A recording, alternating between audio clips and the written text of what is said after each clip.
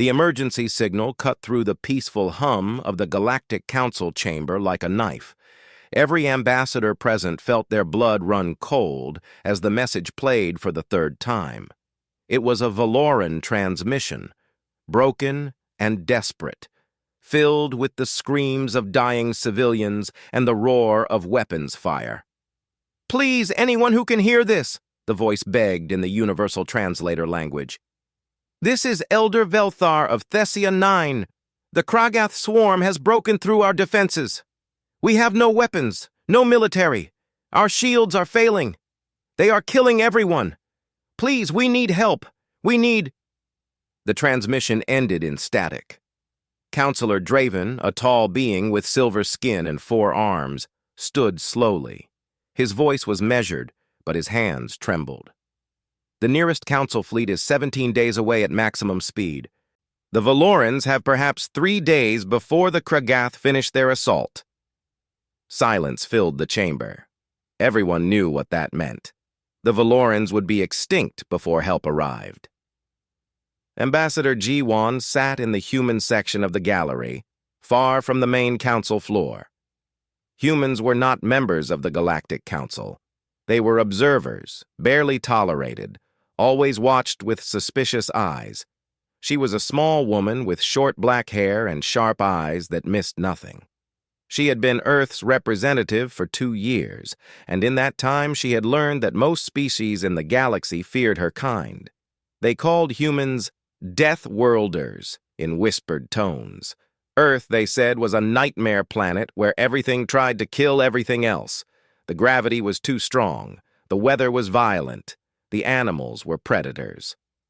And the humans who evolved there were the most terrifying predators of all. G1 had tried to change their minds. She had shown them human art, human music, human philosophy. She had explained that humans were capable of great kindness and compassion. But the other species only saw the records of Earth's wars, the footage of human soldiers in combat, the statistics of what happened when humans got angry. Now, listening to the Valoran plea for help, G1 made a decision. She stood and walked down to the council floor without permission. Dozens of eyes turned toward her, many filled with alarm. A human approaching uninvited was cause for concern. "Ambassador G1, Counselor Draven said coldly, "you have not been recognized to speak." "I heard the distress call," G1 said simply. "Humanity can help." A ripple of shock went through the chamber. Several ambassadors actually moved away from her. "Absolutely not," said Counselor Mirasol, a feathered being who represented the Avian Confederation. "We will not unleash humans on a civilian population. Your kind is too dangerous." "People are dying," G1 said, keeping her voice level. "We have a fleet in the Outer Rim, only 5 days away if they push the engines hard." 5 days? Draven looked skeptical. "That route goes through the Hadron Expanse. No ship can navigate those hyperspace currents safely. The gravitational shear would tear any vessel apart." "Human ships can handle it," G1 said. "Even if they could," another counselor spoke up, "we cannot allow it. The Valorans are a peaceful species. They have never known violence. Can you imagine what it would do to them to see human warriors? To witness human combat methods? It would traumatize them beyond recovery." G1's jaw tightened. "More traumatic than being slaughtered by the Kragath?" "The Valorans asked for help," Mirasol said sharply. "They did not ask for monsters." The word hung in the air. Monster. G1 had heard it before many times, but it still stung. "Then let them die in peace," G1 said quietly, turning to leave. "Let it be on your conscience." She had almost reached the door when Draven's voice stopped her. "Wait!" G1 turned. The counselor looked old, suddenly, tired. "We have no other option, do we? Everyone here knows it. The Valorans will be dead before our fleets arrive, if humans can reach them in time." He paused. "Send your ships, Ambassador. But know this, we will hold humanity responsible for anything that happens. If your people harm a single Valoran civilian, there will be consequences. My people don't harm civilians, Jiwan said. We shall see, Mirazal muttered. Jiwan left the chamber and immediately activated her communicator. The holographic image of a stern-faced man appeared before her. He had short, dark hair with gray at the temples, scars on his jaw, and eyes that had seen too much combat. Captain Hansol, Jiwan said, we have a situation. Hansol commanded the warship Indomitable, flagship of the human Outer Rim fleet. He listened without interruption as Jiwan explained the situation. 5 days through the Hadron Expanse, he said when she finished. That's going to be rough on the ships. Can you make it? Yes. No hesitation. We'll leave immediately. How many ships can you authorize? All of them. Whatever you need. Hansol nodded. 12 ships. My full battle group. We'll bring medical teams and evacuation transports. He paused. Jiwan, you know what we're going to face. The Kragath don't retreat. This will be a fight to the death. I know. And you know what the Council will say when they see how we fight. Jiwan smiled grimly. Let them say what they want. Right now, the Valorans need soldiers, not diplomats. They need Deathworlders. Hansol's expression didn't change, but something flickered in his eyes. Pride, perhaps, or determination. Then that's what we'll give them. Hansol out. The hologram vanished. Jiwan stood alone in the empty corridor, listening to the distant hum of the station's life support systems. She had just set something in motion that couldn't be stopped. The galaxy would see what humans were truly capable of, for better or worse. She thought of the Valoran children in those underground shelters, crying in the dark while death rained down above them. She thought of human children centuries ago on Earth, crying in their own shelters during humanity's countless wars. Humans knew what it meant to be helpless and afraid. And they had sworn, after climbing out of their own darkness, that they would never let others suffer alone. Jiwan sent one final message to Thessia 9, knowing the Valorans might not receive it in time. Help is coming! Hold on! Please hold on! Somewhere in deep space, 12 human warships changed course and accelerated toward the Hadron Expanse, toward danger, toward a battle they might not survive. They went anyway, because someone had asked for help. Elder Velthar huddled in the underground command shelter, surrounded by frightened civilians and the few remaining technicians who kept their systems running. Above them, the Kragath continued their assault. Every few minutes, the shelter shook as another explosion hit the surface. Dust rained from the ceiling. Children cried. Adults tried to comfort them while fighting their own terror. "Elder," one of the technicians called out, "I'm detecting something. Multiple hyperspace signatures incoming fast." Velthar felt a flicker of hope. "The Council fleet?" "No, Elder. These signatures are different. Smaller ships, but the energy readings are—" The technician's voice trailed off in confusion. "I've never seen anything like this." On the viewing screen, space itself seemed to tear open. Not the gentle shimmer of standard hyperspace exits, but violent ruptures that blazed with radiation. 12 ships emerged like predators lunging from darkness. They were not beautiful. Galactic Council ships were works of art, with flowing lines and elegant curves. These vessels were brutal and efficient. Angular hulls covered in armor plating, weapon systems bristling from every surface. No decorative elements, no aesthetic considerations, just weapons and engines and the clear promise of violence. "What are those?" someone whispered. The lead ship opened a communication channel. A face appeared on their screens, and several Velerans gasped. It was a human face, rough features, scarred jaw, dark eyes that seemed to look right through them. When he spoke, his voice was deep and direct. "This is Captain Hansol of the Earth vessel Indomitable. We received your distress call. We're here to help." "Human?" Velthar could barely form the word. He had heard stories about humans. Every species in the galaxy had. They were the Deathworlders, the monsters from a nightmare planet. The Council sent humans? The Council is 17 days away, Han Sol said bluntly. We're here now. I need tactical data on the Kragath positions immediately. How many civilians are left? Velthar's hands shook as he transmitted the information. 8,000 civilians in the shelters. The Kragath have 20 warships in orbit and ground forces in the eastern settlements. Our defenses are gone. We have no weapons, no military training. We are a peaceful people, Captain. We don't know how to fight. Something that might have been sympathy crossed Han Sol's face. That's why we're here. Stay in the shelters. Don't come out until we signal all clear. He paused. This is going to get loud. The connection ended. Velthar stared at the screen, unsure whether to feel relieved or more terrified than before. Above the planet, Commander Yuna stood at the tactical station on the Indomitable's bridge.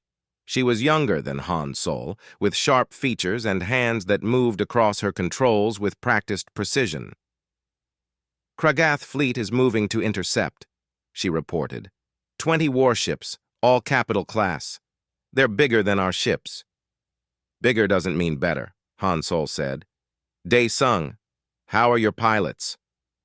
On the hangar deck, Lieutenant Dae Sung checked his fighter squadron. His pilots were strapping into their small, fast attack craft. Each one looked too fragile to survive combat, but Dae Sung knew better. We're ready, Captain, he said. Give us a target and we'll clear the way. All ships, Han Sol announced over the fleet channel. Standard Deathworld protocol. No holding back. These people asked for our help, and we're going to give them a show they'll never forget. Attack Pattern Delta. Launch all fighters. Let's remind the Kragath why they should fear Earth. The human fleet surged forward. To any observer, it looked like suicide. 12 ships against 20, charging directly into battle with no attempt at strategic positioning. The Kragath commanders must have thought the same thing because they held formation, confident in their numerical advantage. That confidence lasted approximately 30 seconds. Dae Sung's fighters screamed out of their launch bays and immediately dove toward the planet, using the gravity well to accelerate to speeds that would kill most species from the G-forces alone. The Kragath tried to track them, but the human pilots were pulling maneuvers that seemed impossible, rolling through weapons fire, skimming so close to each other that their shields overlapped, using each other's slipstreams to gain even more speed. Target the lead cruiser, Dae Sung ordered. Atmospheric entry approach. His squadron followed him down into Thessia 9's atmosphere, their hulls beginning to glow from friction.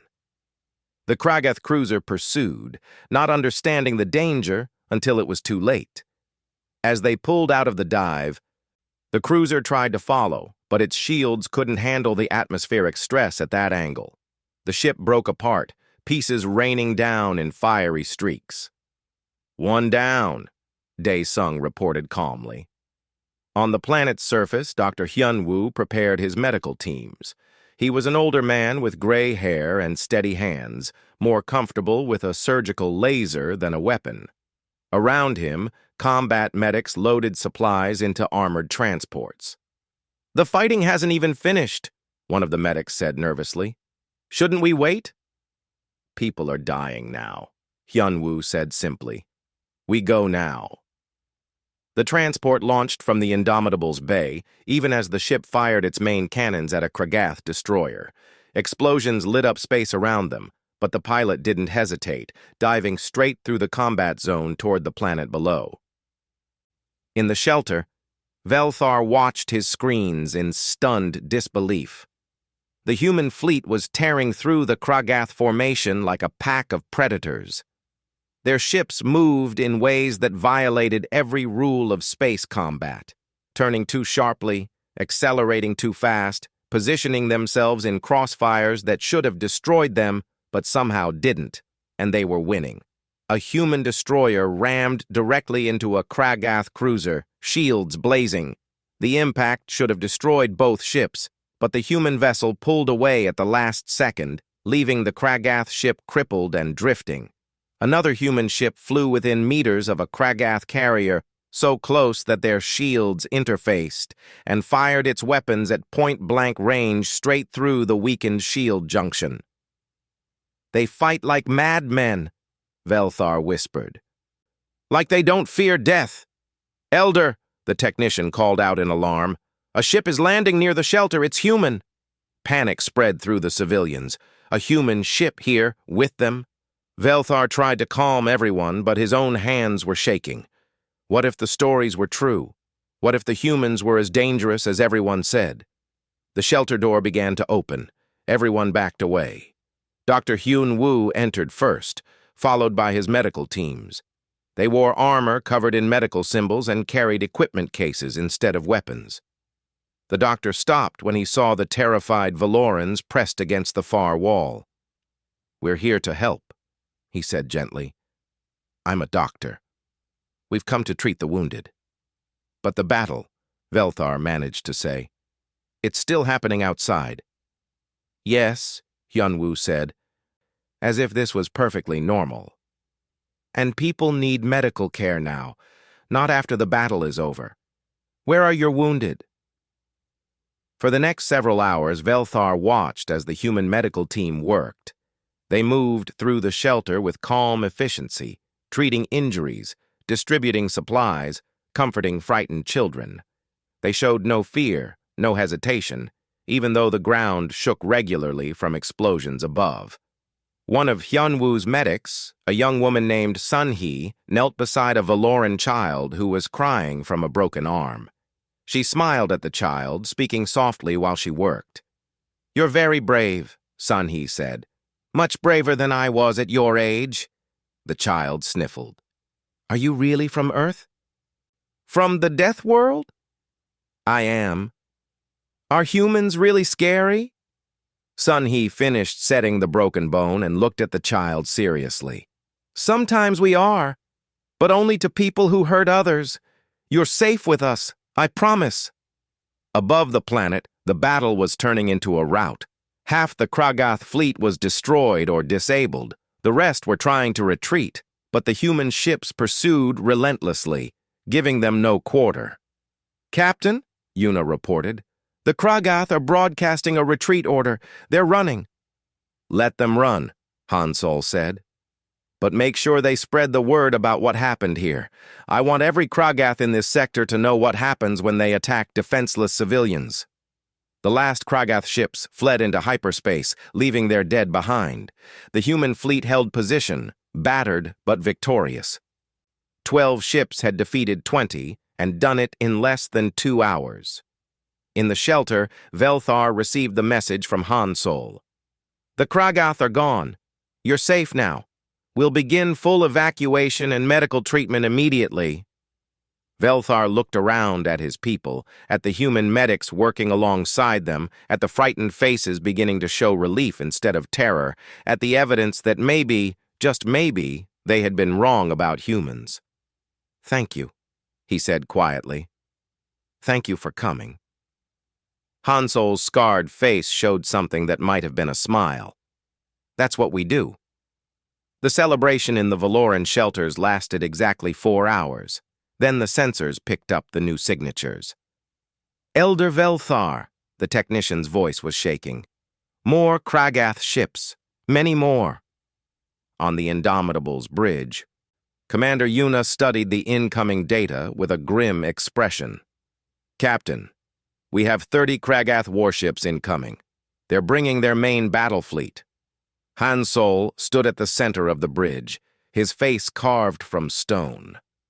Around him, his crew worked their stations with practiced calm.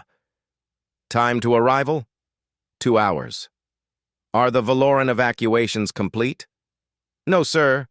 We've evacuated maybe a quarter of the civilians. The rest are still in the shelters or scattered across the settlements. It would take at least 6 more hours to get them all out."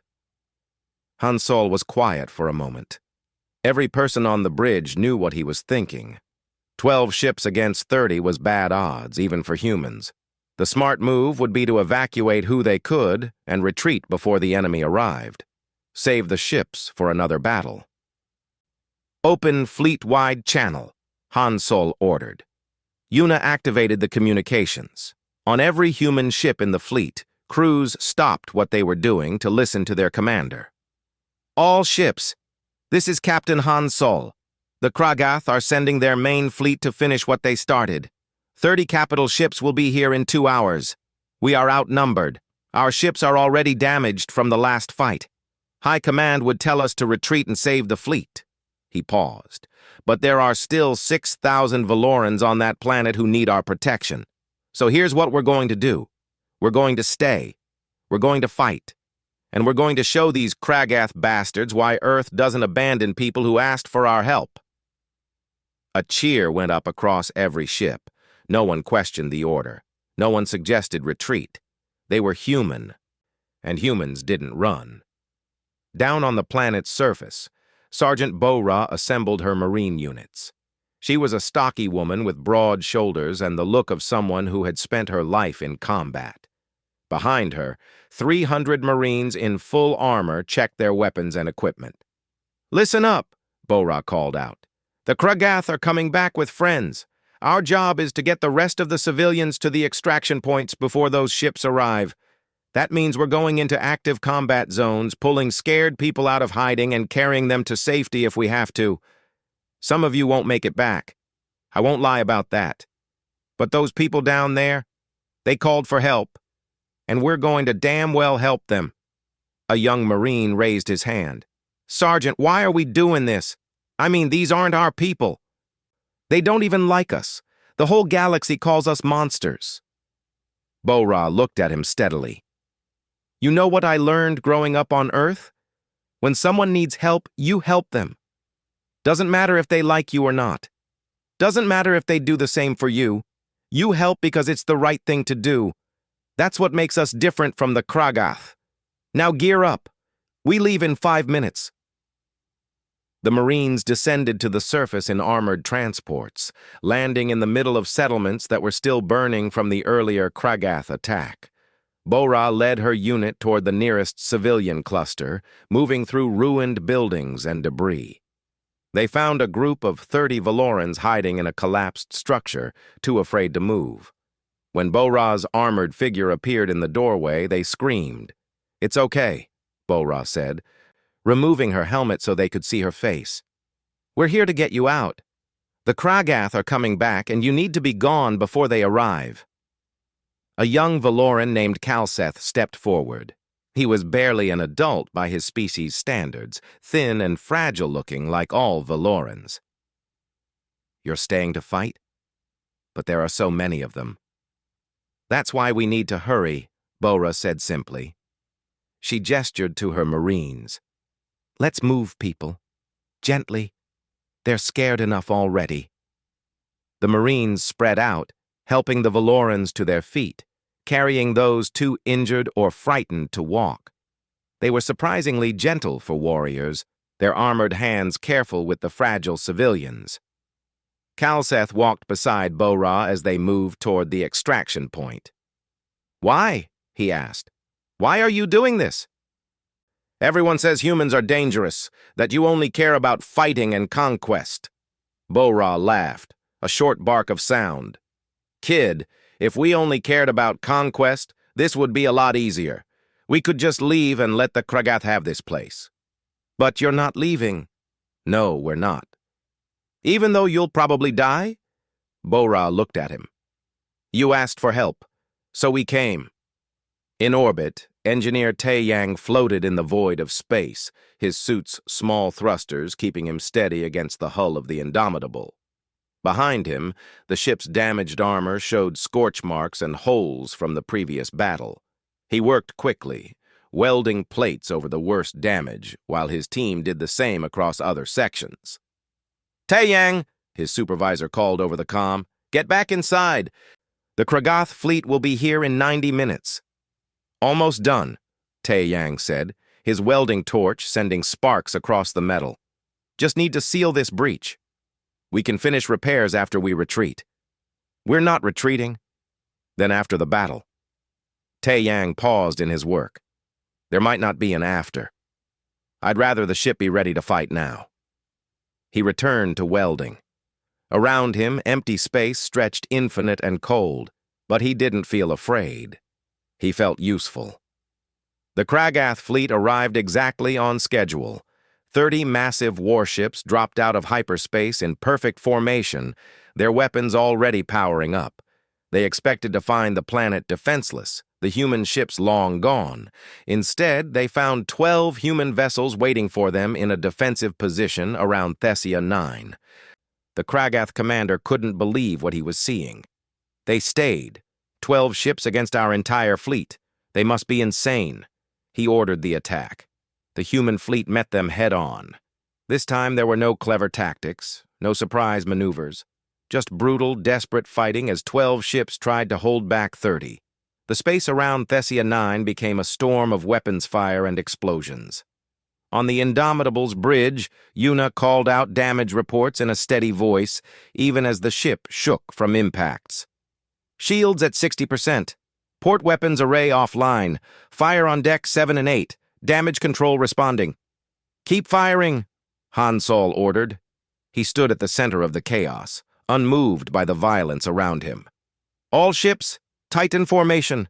Protect the transports. Below them, Bo-Ra's Marines were still evacuating civilians. Every minute the fleet bought them was another 100 Valorans saved. A Kragath cruiser broke through the defensive line and dove toward the planet. Dae Sung's fighter squadron intercepted it, their small craft swarming like angry insects. They couldn't destroy it alone, but they damaged its engines enough to slow it down until a human destroyer could finish it off. The battle raged for an hour. 2 human ships were destroyed, their crews dying as they tried to protect the planet. But they took 6 Kragath vessels with them, and they bought enough time for Bo-Ra to complete the evacuation. Last transport is away, Bo-Ra reported from the surface. All civilians accounted for. We're heading to pick up now. Negative, Han Sol said. Get your Marines to the deep shelters. The Kragath will bomb the surface once they realize the civilians are gone. You won't make it to orbit in time. Bo-Ra understood immediately. They were being left behind. Understood, Captain. We'll dig in and wait for extraction after you deal with the fleet. Good luck, Sergeant. You too, sir. Bo-Ra and her Marines found the deepest shelter they could and sealed themselves inside. Above them, the Kragath began their bombardment, but the humans had already saved what they came to save. In space, the odds were starting to tell. The human fleet was being overwhelmed despite their skill and ferocity. More ships took critical damage. More crews died at their stations. Then Han Sol gave an order that made his bridge crew go silent. All damaged ships, prepare for collision course. We're going to ram them. Sir? Yuna looked at him in shock. The ships are too damaged to fight effectively anyway, Han Sol said quietly. But we can still make their deaths count. Set us on collision course with that carrier.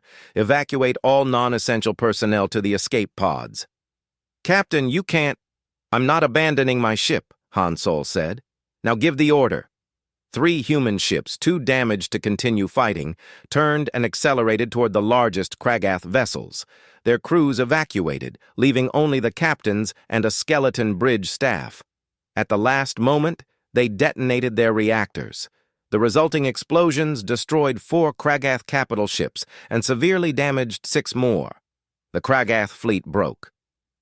They had come expecting an easy slaughter and instead found enemies who would literally turn their ships into weapons rather than retreat. The remaining Kragath vessels fled into hyperspace, leaving the battlefield to the victorious but heavily damaged human fleet. On the planet, Kalseth stood with the other evacuated Valorans, watching the space battle from the transport's windows. He had seen the human ships sacrifice themselves. He had seen the Marines stay behind to protect him and his people. They really did it, he whispered. They stayed and fought for us. Elder Velthar stood beside him, tears streaming down his face. We called them monsters, he said quietly. but they're the bravest beings I've ever seen." The aftermath was quiet in a way that felt wrong. After all the explosions and screaming and chaos, the silence felt heavy, like something physical pressing down on everyone who had survived. The human fleet hung in orbit, damaged and battered. 4 ships had been destroyed completely. The remaining 8 looked like they had been through a war, which they had. Hulls were scorched and broken. Weapon systems hung useless. Emergency force fields held atmosphere inside sections where the walls had been blown away. Inside the Indomitable's medical bay, the lights were too bright, and the air smelled like antiseptic and blood. Dr. Hyun-woo moved from bed to bed, his hands steady despite 40 hours without sleep. His medical team worked around him, treating human and Valoran wounded without distinction. "Doctor," a nurse called. "The commander needs you." Hyun-woo found Commander Yuna in a surgical bay. She was conscious, which was remarkable considering her injuries. Her left arm was gone below the elbow, the stump wrapped in emergency medical foam. Burns covered half her face, but her eyes were alert, focused on the tactical display hovering above her bed. "Commander, you should be resting," Hyun-woo said firmly. "Can't," Yuna said through gritted teeth. "Need to finish the damage assessment. Captain Hansol needs the reports." "The captain can wait. You've lost a lot of blood." "I continued tactical operations for 6 hours after the injury," Yuna said. "I can manage a few more minutes to finish the reports." Hyun-woo shook his head, but couldn't help feeling a touch of pride.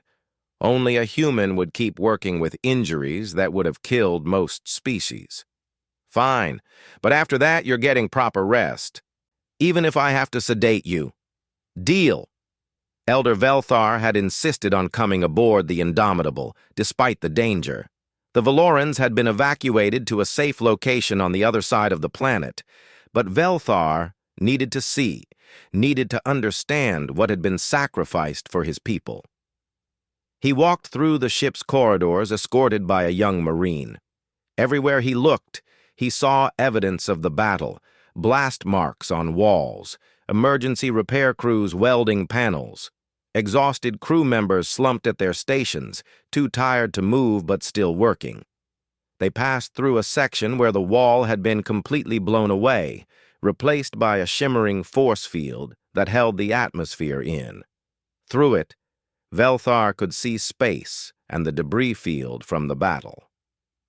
Pieces of ships drifted past, human and Kragath mixed together in death.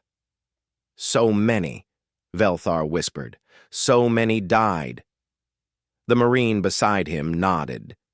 She was a young woman named Ji-na, barely 20 standard years old, with a bandage wrapped around her head. 3,000 crew members lost, another 1,000 injured. 3,000? Velthar felt sick. 3,000 humans died for us? "They didn't die for nothing," Ji-na said quietly. "They died protecting people who needed protection. That matters." They reached the medical bay where Yuna was. The commander looked up as they entered, taking in the elder's distressed appearance with her one good eye. "Elder Velthar," she said, "you shouldn't be here. It's not safe." "Neither was staying to fight 30 warships," Velthar said. He moved closer, staring at her injuries in horror. You lost your arm, and you kept fighting." "Someone had to coordinate tactical," Yuna said with a slight shrug, then winced as the movement pulled at her injuries. "Besides, it was only my arm. I could still think clearly." "Only your arm?"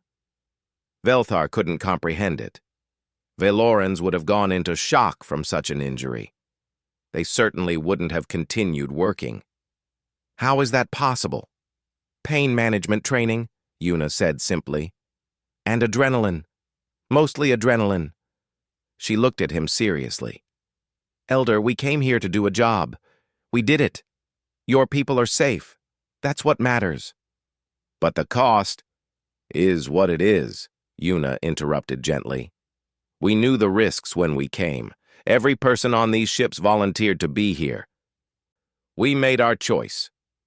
Captain Hansol found Velthar standing in the observation deck, staring out at the stars. The captain looked tired, lines of grief carved deep into his face. He said nothing, just stood beside the elder in silence. "I don't understand your kind," Velthar finally said. "The entire galaxy fears you.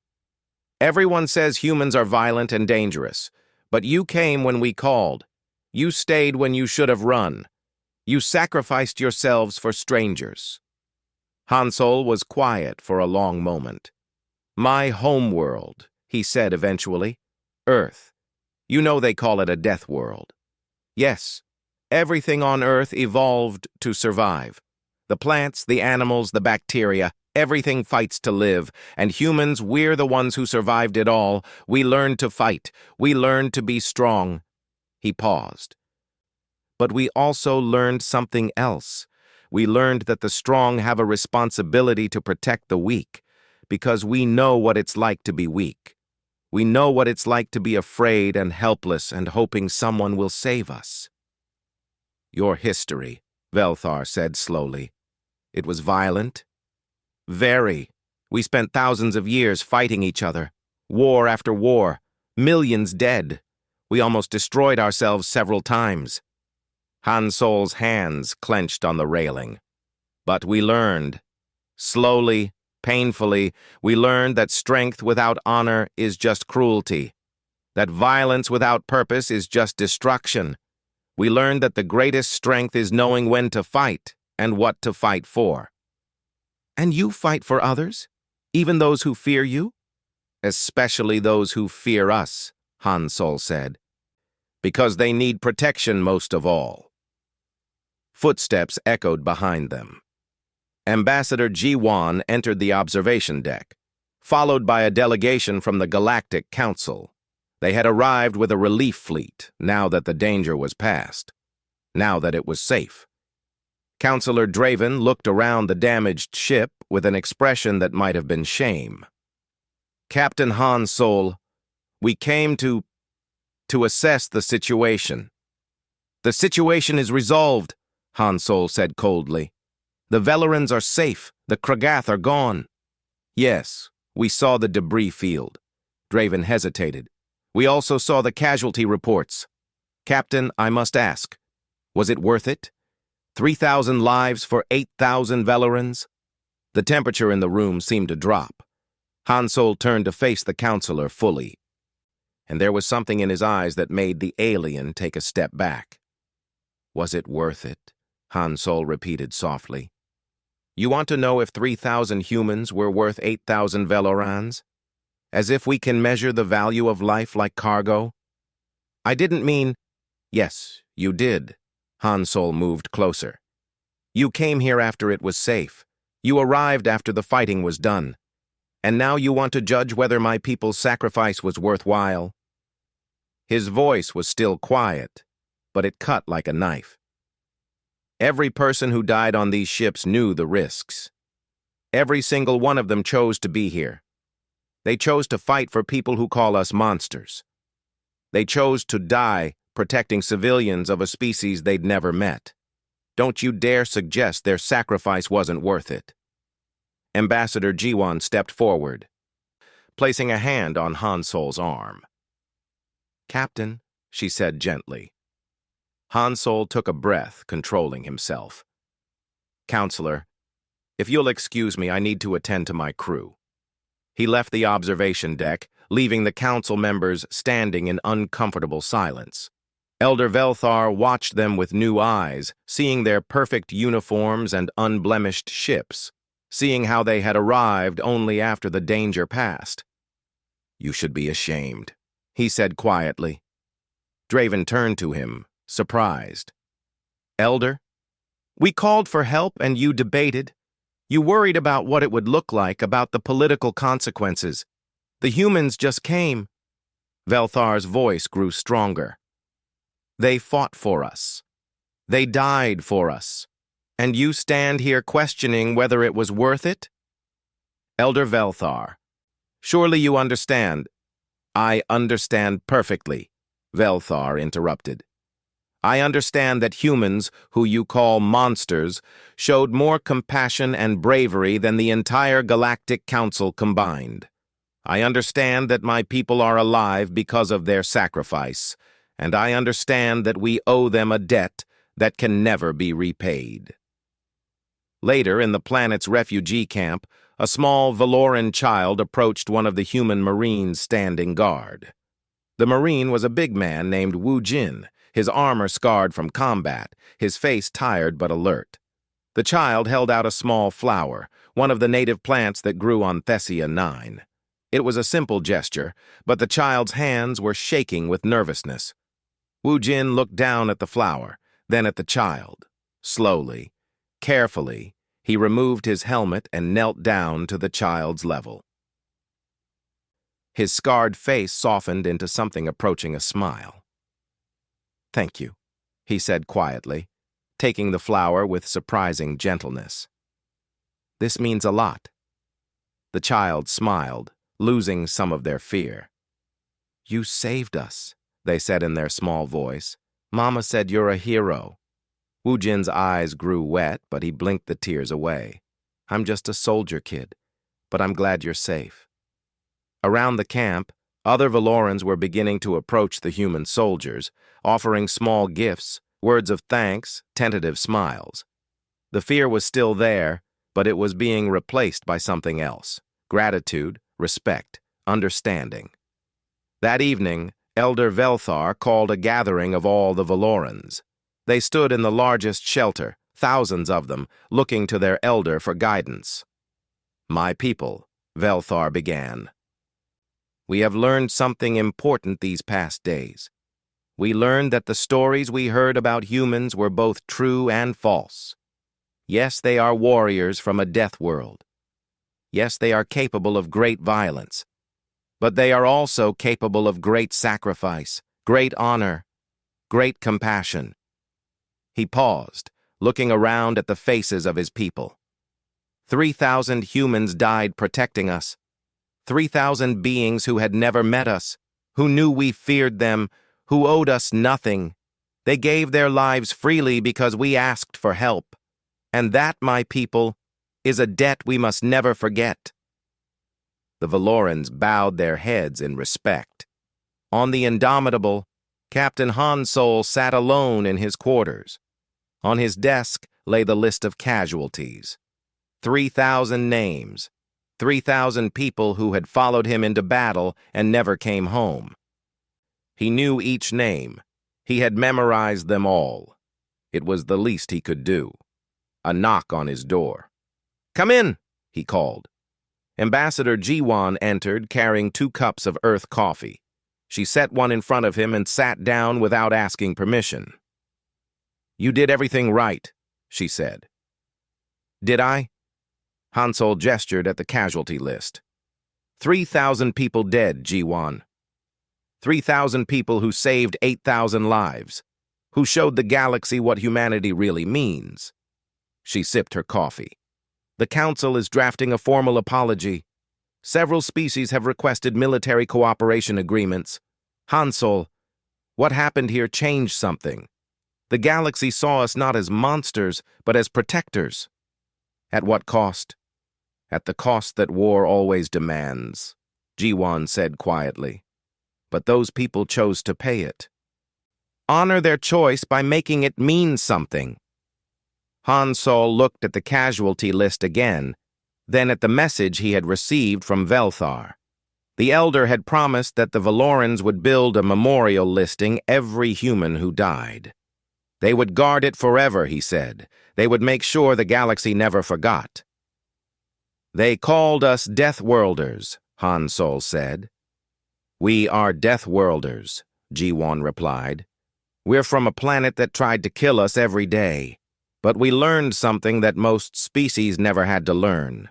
We learned that life is precious because it's fragile. We learned that protecting others matters more than protecting ourselves.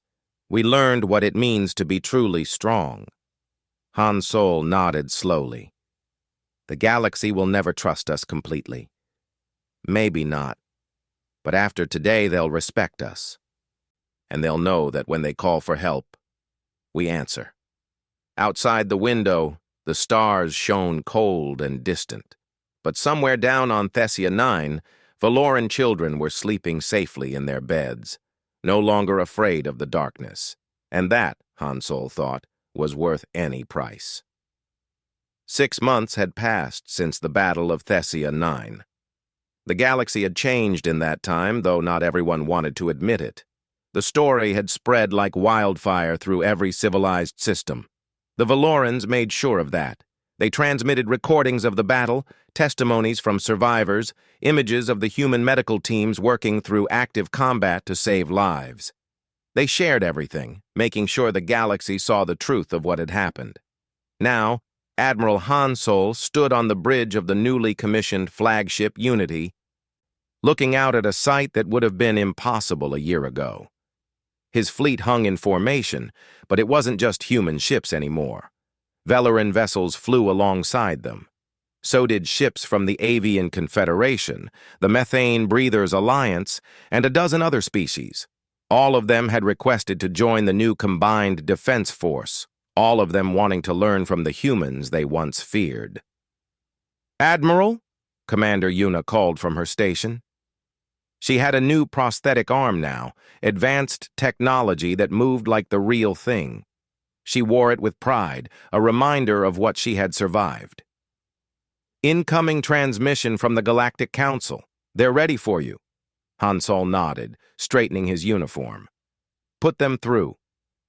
The holographic display activated, showing the interior of the council chamber. Every seat was filled. The council had expanded since Thessia 9, and now included a prominent new member. Ambassador Ji-Wan sat in the human seat, the first of her kind to be granted full council membership. "Admiral Hansol," Councilor Draven spoke, his voice respectful in a way it had never been before. "We have reviewed your proposal for the new defense protocols. The council has voted to approve them unanimously." "Thank you, Councilor," Hansol said. "We'll begin implementation immediately." "There is one more matter," Draven continued.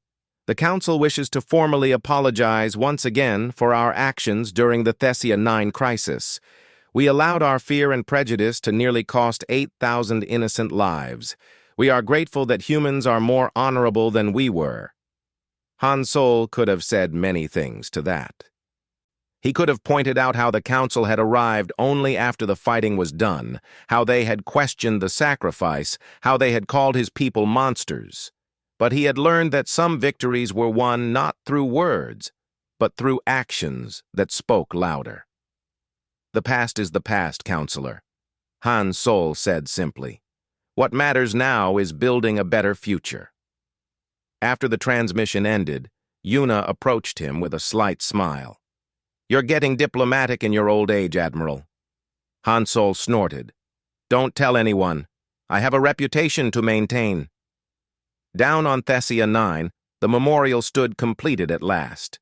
It was a simple structure, not grand or elaborate, but powerful in its simplicity. A wall of dark stone listed 3,000 names in careful script. Above the names, a single sentence was carved in multiple languages. "They came when we called. They stayed when they should have run. They gave everything so we could live." Young Calseth stood before the memorial, no longer the frightened civilian who had hidden in the shelters. He wore a human military training uniform now, one of the first non-humans accepted into the Earth Defense Academy. The training was brutal, designed for beings who had evolved on a death world, but Calseth endured it. He had to. He owed these names that much. Beside him stood Sergeant Bora, now promoted to lieutenant. She had volunteered to help train the new alien recruits, teaching them not just how to fight, but why to fight. "It's a lot of names," Calseth said quietly, looking at the memorial. "It is," Bora agreed. "Every one of them mattered." "Do you think they knew? When they made the choice to stay, did they know some of them wouldn't come back?" "They knew," Bo-Ra said. But they stayed anyway. That's what makes them heroes, Kalseth. Not that they weren't afraid, they were. But they stayed anyway. Kalseth reached out and touched one of the names on the wall. I want to be like them. I want to be someone who stands and fights when others need protection. Bo-Ra put a hand on his shoulder. Then you're already on the right path. At the Galactic Council headquarters, Ambassador Jiwon prepared for her first major address as a full council member. She stood in her quarters looking at her reflection in the mirror. She looked the same as always, short, unremarkable by most standards, but she represented something now. She represented hope that the galaxy could change. The doors opened and Admiral Han Sol entered.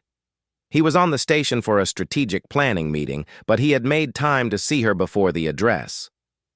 Nervous? He asked. Terrified, Jiwon admitted. I'm about to address representatives from every major civilization in the galaxy. What if I mess it up? You won't, Han Sol said with confidence. You're the one who convinced me to answer that distress call 6 months ago. You're the one who knew humanity had more to offer than violence. Trust yourself. Jiwon nodded, taking a deep breath. Thank you. An hour later, she stood at the council podium, looking out at the assembled representatives. Some looked at her with respect, some with remaining fear, some with curiosity. All of them were listening. Members of the Galactic Council, Jiwon began. 6 months ago, the Valorans sent a distress call. They were dying and they asked for help. This council debated. You worried about the political implications, about the proper protocols, about whether it was worth the risk, and while you debated, my people acted. She paused, letting that sink in. You called us Deathworlders. You called us monsters. You were right. Several council members shifted uncomfortably. We are from a death world. Earth tried to kill us every single day of our evolution. We faced predators, diseases, natural disasters, and our own violence. We survived all of it. And yes, it made us dangerous. It made us strong. It made us capable of terrible things. Jiwon's voice grew stronger. But you forgot something important. That same world that taught us to fight also taught us to protect. It taught us to stand together against threats. It taught us that the strong have a duty to defend the weak. Earth didn't just make us warriors. It made us warriors with honor. She looked around the chamber, meeting eyes with as many representatives as she could. 3,000 humans died at Thessia 9. They died protecting people they had never met, from a species that feared them, with no guarantee of recognition or reward. They died because it was the right thing to do. That is what it means to be human. That is what it means to be from Earth. The chamber was silent. This galaxy has lived in peace for so long that many of you have forgotten what peace costs. You have forgotten that someone must stand guard while others sleep safely. You have forgotten that freedom requires sacrifice. Jiwon's hands gripped the podium. Well, humans remember. We remember because our history is written in blood and sacrifice. And we offer that memory, that strength, that determination to this council and to every species in the galaxy. She straightened. You feared us. That fear was not entirely unjustified. But after Thessia 9, I hope you understand something else. When the darkness comes, when the monsters arrive at your door, you want Deathworlders standing beside you. You want beings who know how to fight, who know how to survive, who know how to win. But more importantly, you want beings who know what they're fighting for. Humanity offers you a choice, Jiwon continued. You can continue to fear us and keep us at arm's length, or you can accept us as partners. Let us teach you what we know. Let us stand guard together. Let us build a galaxy where no one ever has to send a desperate distress call wondering if anyone will answer. She finished simply. The choice is yours. But know this. Whether you accept us or not, if someone calls for help, humans will answer. That's who we are. That's who we will always be. The silence after her speech lasted for several heartbeats. Then, slowly, one representative stood and began to applaud, then another, then more. Within moments, the entire council chamber was on their feet, the sound of applause echoing off the walls. 3 weeks later, Admiral Han Sol stood on the command deck of the Unity, reviewing reports from across the galaxy. 36 species had formally requested defense pacts with humanity. 12 more had asked for military advisors. The human fleet was expanding rapidly and now included integrated units from a dozen different species. "Admiral," Yuna called, "we're receiving a distress signal. It's from the Outer Rim, a mining colony under attack by raiders." Han Sol didn't hesitate. "Set course. Alert the fleet. Maximum speed." "Yes, sir." Yuna paused. "Sir, the colony is only 2 days away by standard route, but we could cut it to 18 hours if we take the Hadron Expanse." Han Sol smiled slightly, remembering another desperate run 6 months ago. "Then we take the Hadron Expanse. Someone needs help, Commander. We don't make them wait." The fleet jumped to hyperspace, ready to answer another call, ready to prove once again that humans could be counted on. Far away in Kragath space, the military commanders reviewed their intelligence reports with growing unease. The human fleet had grown. More importantly, it had allies now. Species that had once been easy targets were now protected by Deathworlder warriors. The Kragath Supreme Commander reviewed the battle recordings from Thessia 9 for the 100th time, watching human ships ram their vessels, watching human soldiers shield civilians with their own bodies, watching a level of ferocity and determination that made even the Kragath uncomfortable. "Mark all systems with human defense pacts as restricted," the Supreme Commander ordered.